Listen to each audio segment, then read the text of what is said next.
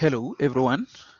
I just want us to continue with this question. Remember from part one, we analyzed this question whereby Malobi issued debentures. Remember, if Malobi issued debentures and those debentures were convertible into ordinary shares, and we did mention the fact that this financial instrument would become a compound instrument. That's why we had to apply IAS, not IFRS. So I think I made a mistake here.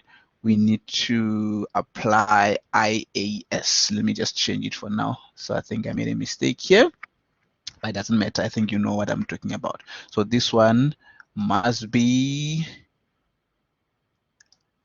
IAS. Okay, I'm gonna do something like this, and then it must become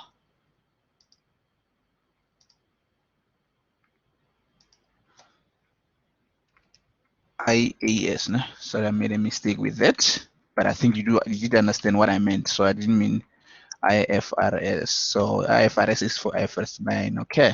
So now I just want us to go and then make sure that we continue, and so that I can account for this in the books of accounts. Okay. So yes, we did compile solution for this. Remember the fact that this was a compound instrument, we had to make sure that we use what you call the split accounting. That's why we had the liability component and we had equity component. So today I just want us to go and record this in the books of accounts. So I'm going to use the general ledger, general journal for that, so that you can know how to account for that. So without wasting time, remember I just put this slide together for those who are still struggling. Remember, this is where we talk about the compound instrument. Remember, I said we need to use the split accounting, but we have to make sure that we got the present value of that particular proceeds, so that we can know the liability component, because immediately when you find the liability component, it will be easier for you to find the equity component. That's why here I wrote that the proceeds, which represent the proceeds we received in the form of cash, when you less the liability component, but the liability component, it means is the present value of the proceeds. Like we use this, I think you understand. If you use a financial calculator, you have to use this. And if you less the liability component, we always get the equity component. And again, we must not forget that if we have got any transaction costs, and in this case, the transaction costs were borne by the issuer, so at least the issuer must take the advantage of those transaction costs. That's why this transaction cost must be split between the liability and the equity at the end of the day. Remember, we had to reduce the liability with the transaction cost, and we had to also reduce the equity component with the transaction costs, because remember, they didn't opt to use the financial asset through profit and loss. Can you see now? So it means here we are going to use the amortized cost. So at the end of the day, you need to remember how to do that. And again, remember in this case, guys, I did ignore the income tax implications, but maybe at a later stage I can show you what if we have income tax implications. Obviously, we are going to have the deferred tax liability, whereby we have to compare our proceeds together with the present value of these proceeds, but obviously after deducting the transaction costs. So again, as you can see here, I just put a statement and say, if we have the income tax implications, we will reduce the liability component by the transaction costs, and the result is the carrying value for deferred tax purposes. The tax base is going to be the proceeds. In other words, in this case, the proceeds which we have will act as our tax base, and then our carrying value will be the reduced liability, so that we can be able to calculate the deferred tax. But remember, at the moment, I'm just ignoring the income tax implications. I'm just focusing on the situation whereby we don't have income tax. Okay, again, I just put this here because sometimes students can be confused, especially when you use the financial calculator. You need to check the frequency. This is very much important, because sometimes the interest is not received once a year. Interest can be received 12 times a year, 4 times a year, 365 days a year. So we call that frequency. So if you've got frequency, remember the frequency will affect your annual payment, the frequency will affect your number of periods, and the frequency will affect the interest. We normally divide the interest by the frequency, we multiply the period, which is earned, by the frequency, and we divide the annual payment by the frequency. So again, if you're using a financial calculator, you can set your periods, for example, to 4 times, to 12 times, depending on the question. So please be careful before you can calculate. Check how is the interest going to be paid or received. We call that frequency. It can either be annually, it can be monthly, it can be quarterly, it can be daily, it can be weekly. So you need to check those things before you calculate your interest. And again, you need to be careful, especially when it comes to the conversion of these debentures into ordinary shares. Sometimes they will tell you that there is no cash option for cash settlement. So if there's no cash option, it means we are compelled to convert those shares. It means you are not going to have the future value. So when you calculate your present values here, you need to make sure that your future value is 0. Because if you can say your future value is this proceeds, it means there is a cash option. Can you see now? So you need to be able to do these things. Okay, I think you know what I'm talking about. So let's continue there. Remember, this is what we compiled by the time. Remember, we said we had to find the present value of this proceeds. Remember, the proceeds were 18 million. So we had to find the present value, and we found that the present value was 17,945,768. And this would we said this present value was our liability component. So immediately after we got our liability component, we had to take the proceeds and deduct those liability component, and the remainder was the equity component. So again, when we generalize, we're going to generalize this proceeds, liability component, and equity component. Again, you need to be careful, because sometimes when we the debentures are issued, in this case the compound instrument, you can find that we have been given a discount by the time when we issued. Can you see now? So it means at the end of the day, we need to take that discount into consideration, especially with the proceeds. The proceeds will change, won't be 18 million anymore. Let's say, for example, we were given a discount of 10%. So the proceeds which we are going to have will only be 90%. So only 90% of this amount will be used here, so that we can be able to find the equity component. So you must consider those things. So again, remember, we had to allocate the transaction cost to both liability and the equity, and this is what we did on the other day. So you can check the previous video. So we had to make sure that we divide this transaction cost amongst the liability and equity, and this is what we found. Okay, and immediately after doing that, we had to adjust our present value in order to calculate the adjusted effective rate, meaning when we calculate the interest will be based on what? On 9.73, the adjusted effective annual rate. Can you see now? So be careful. So when you calculate the interest to be allocated for a particular period, you want to use the previous interest which has been given. I think from the previous slide, if I can go, as you can see here, the interest that we have been given, it was 9.35. But because I have to incorporate the transaction costs, now my adjusted interest is how much? Is 9.73. So the interest to be calculated during this period will be based on 9.73 instead of what? Of the 9.35. Okay, so now we are ready to record. Okay, this is what I'm going to do. So I made sure that I put everything together. Firstly, I'm going to generalize the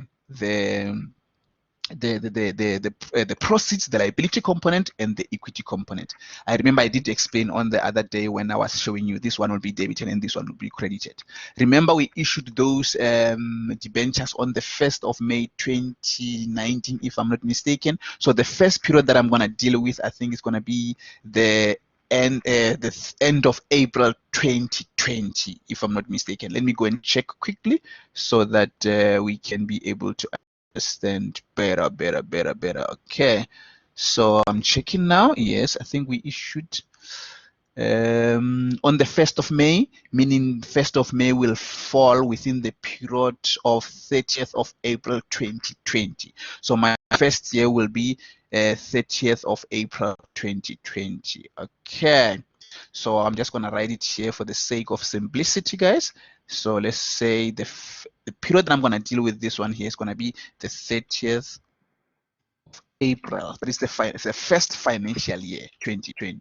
Okay, so my first financial year will be the 30th of April 2020. So now I need to generalize. The fact is, remember, Malope, these books are for Malope. Malope issued these debentures. Can you see now? So if Malope issues the debentures, so the Malope received cash. So the cash that we received as Malope, we received the proceeds of 18 million. So this 18 million will be in the business bank account. That's why what I'm going to do here, I'm going to make sure that I debit bank. Remember, I debit bank. Here, let me change the color. I debit bank.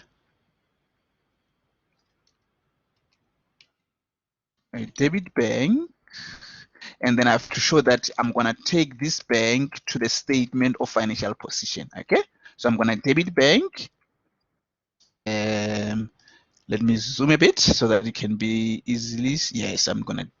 Can you see I'm going to debit bank, and this bank, how much is it? Let's see how much was the amount for this bank quickly. Remember the amount I did put it here. Remember the amount is what? Is 18 million. Is this one on top here? It's going to be 18 million 150 123. Can you see now? This is the cash we received. Remember, bank is an asset, and an asset increase on the debit side. So we receive this cash because we issued debentures. So in other words, we do remember the debentures now are classified as liability, but there are two components. So obviously, I'm going to credit. I'm going to put it a little bit further here. I'm going to credit the liability component.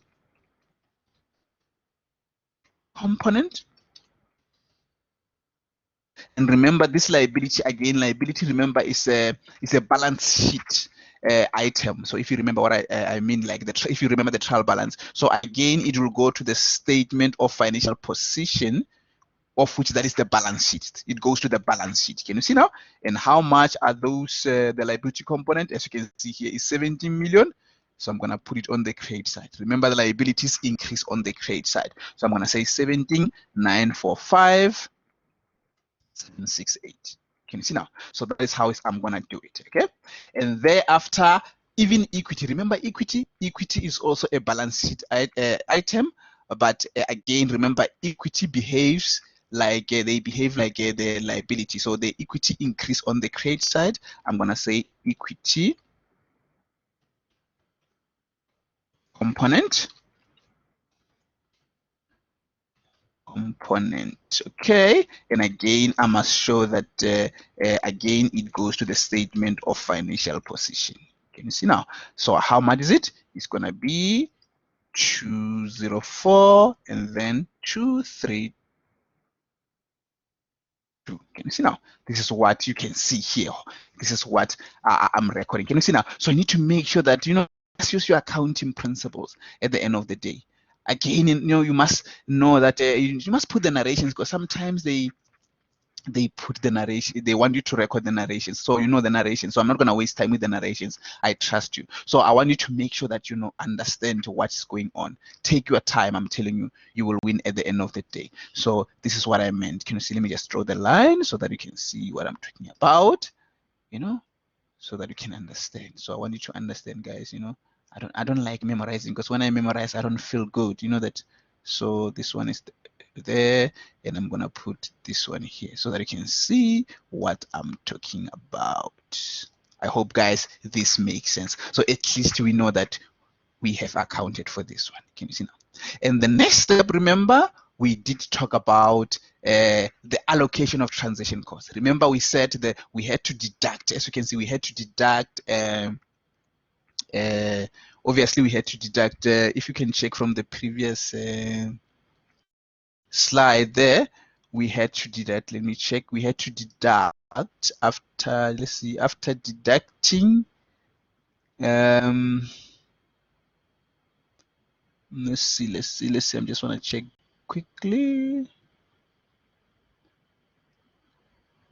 So okay, I'm gonna so if I'm trying to go back and check, so we had to deduct. I'm gonna go back quickly so that I can check my figures. So if I go back, let's see, going back to the question there, so we had to remember we allocated this. Was 217 was allocated to liability, and equity we allocated how much? 2473. So again, we had to go and record this into what? In those liabilities and equities. Okay, so I'm gonna go back to my general journal. Okay. Yes, so now we allocate. Remember, when we allocate, we're going to reduce. Remember, Malobi borne this cost. So it means at the end of the day, at least we need to reduce the liability that is going to be paid in the future. Remember, the economic outflow will be in the future. You know the definition of a liability. So we need to make sure that we deduct, we less this transaction cost from the liability. So what we're going to do, we're going to reduce the liability component. This is what I'm going to do. I'm going to reduce the liability component. I'm going to say, remember, liability decreases on the debit side. I'm going to say liability component. And then again, don't forget, they can penalize you if you don't put that is SFP. Remember, SFP is the same as the balance sheet. Okay, those are still using the balance sheet. This is the liability component. I reduce it with how much? Let's see, we have got 217. 524, can you see now? And remember, we also had to reduce the equity component. Okay, again, which is SFP.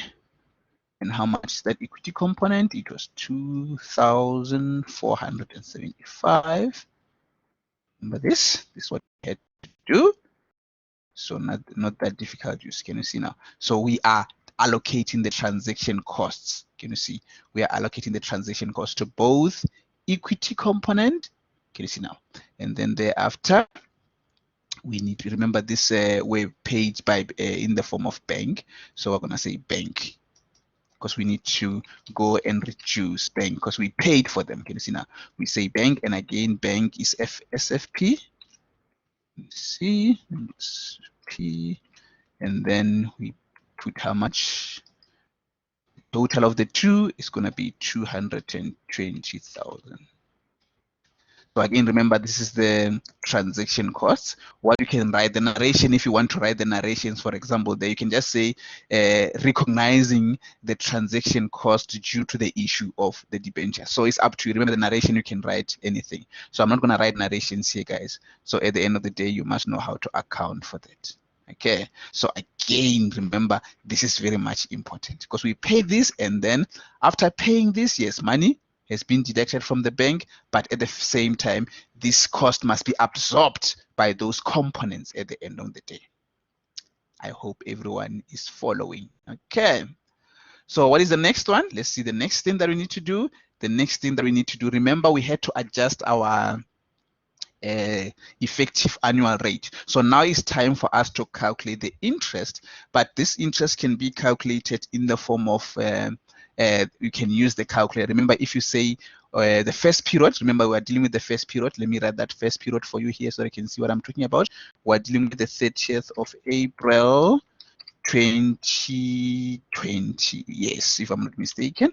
So it means we need to account for the interest, the amortized. Remember, we are using the amortization here. We're going to allocate that particular interest on the liability component. So we need to be careful now. We need to use the adjusted rate. Okay, so this adjusted rate, you can either use the financial calculator or you can do it manually. You can say 17,728,244. You can multiply it by this 9.73, or you can just use the amortization table. So using the financial calculator, where you say one input amortization equals until you see the interest. So if you do that, let me see, one input,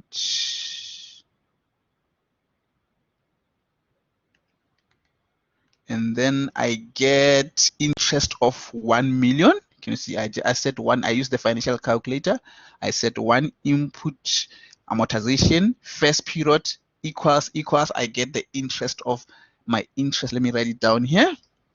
I got the interest to be accounted for this period, interests finance cost. You can call it finance cost if you do. Interest expense of, this is what I got, guys. I'm just going to write it down. Please try it from your side. 724,739.68. That is what I found. Okay, this is the interest that I found when I use my financial calculator. Okay, so I'm going to account for this interest, and again we need to use our accounting equation skills.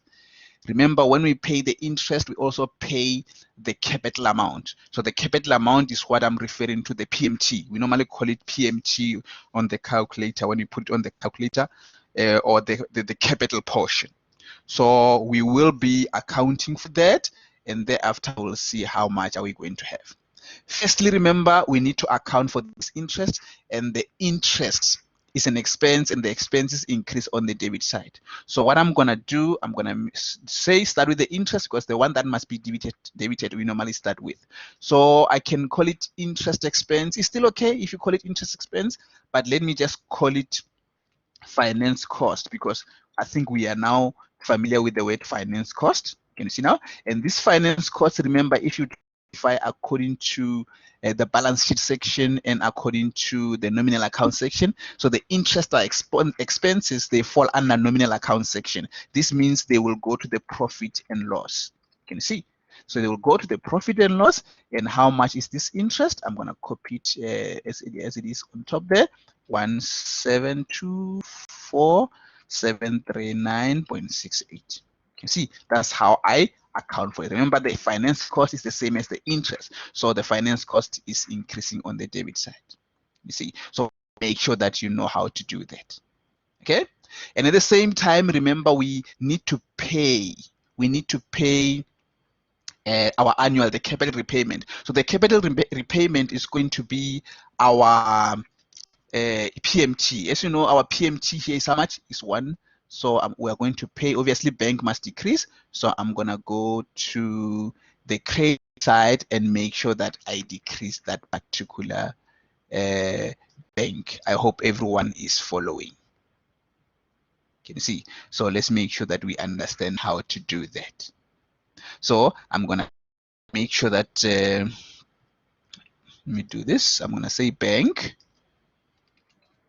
And remember, bank again is a balance sheet account. So I'm going to say SFP. And then how much is the PMT? Remember, our PMT is 1,633,500 is the one that you see on top there. Okay.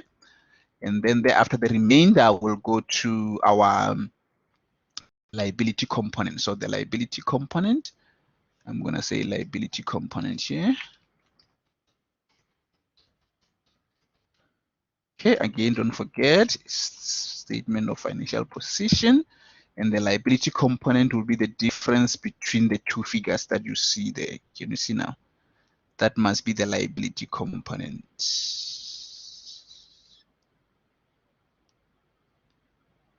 So if I check, let me use my calculator. It's going to be 1, 2, just trying to calculate on my calculator. Just do this. 1,724,739.68 less 1,633,500. I get 91,239. 91,239.68. Yes. 239.68. Even if you don't want to find the difference, guys, between the two, like I just said 17. This is what I did. I said 1,724 minus 1,633. I got this 91. But even if you don't want to do that, you can just go back to your calculator. Remember, you are now under the amortization. So you can just say equals equals. If you say equals equals, you'll see your calculator. Those who are using HP, your calculator has got amortization principal. It's written print. That print is the same amount as this 91239. Okay. Yeah, so you know what I mean. So make sure that you know how to account for that. Can you see? This is how to account for the ins for this particular. Can you see now? Meaning, if you want to put the narration here, the narration is going to, we can just say recognizing effective interest. Can you see now? Say recognizing effective interest and the interest paid is up to you.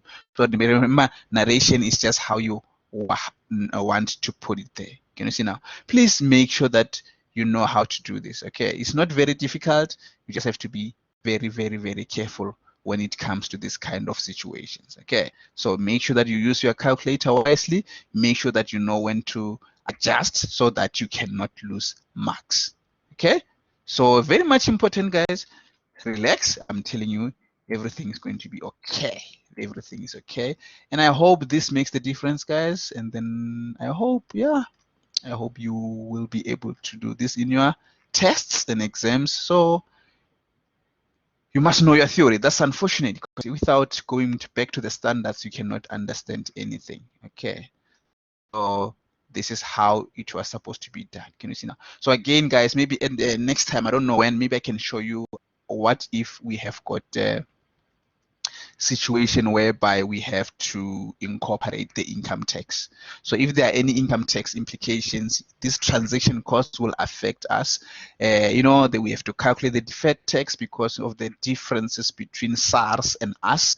You know, SARS will use that the tax base will be the proceeds, and for us, the present value of the liability component will be our carrying value. Okay, so please make sure that you practice, and then all will be well. And then hopefully, guys, I will see you when I do the next video. Thank you so much, guys, for that, and have a good one. Thank you.